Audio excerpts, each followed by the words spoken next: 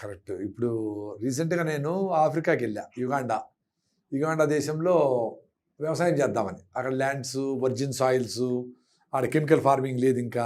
ఓహ్! 200 రోజులు వర్షం పడతది. వర్షంతోనే అరటి పండిస్తారు, చెరుకు పండిస్తారు, అన్ని రకాల కూరగాయలు పండిస్తారు.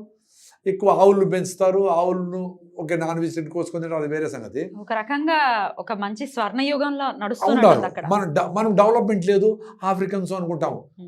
మరి వాళ్ళకి ఫుడ్ లేదు అది ఇది అంటారు సార్. అన్ని రకాల అంటే యుగాండా దేశంలో ఫుల్లుగా పండుతా ఉంటాయి, ఫుడ్ బాగుంది, నైల్ నది ప్రవహిస్తుంది, నైల్ నది ఉంది, మంచిగా తింటా ఉంటారు, బాగా బలిష్టంగా, బాగా శరీర దారుఢ్యం కూడా బాగుంది.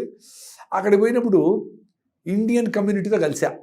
ఒక 300 మంది మహిళలు, ఎక్కువ మంది, 200 మంది, 100 మంది ఏమో మగవాళ్ళు ఉన్నారు. ఆ మీటింగ్ అయిపోయినాక ఇంత చిన్న అబ్బాయిని పిలుచుకొచ్చింది ఒక ఆమె. మా వాడిని గ్యాస్ట్రిక్ ట్రబుల్ అది. నీకు ఆయనకంటే వాడికంట, వాడు 5వ క్లాసో 6వ క్లాసో.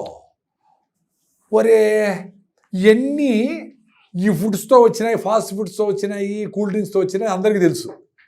సో లోపల మనకు మైక్రోబయం అంటారు.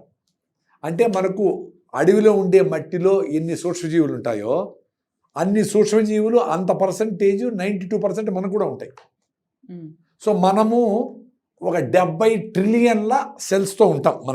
మన కంటిలో ఉండేటి అన్ని రకాలు తీసుకొని 70 ట్రిలియన్ అరౌండ్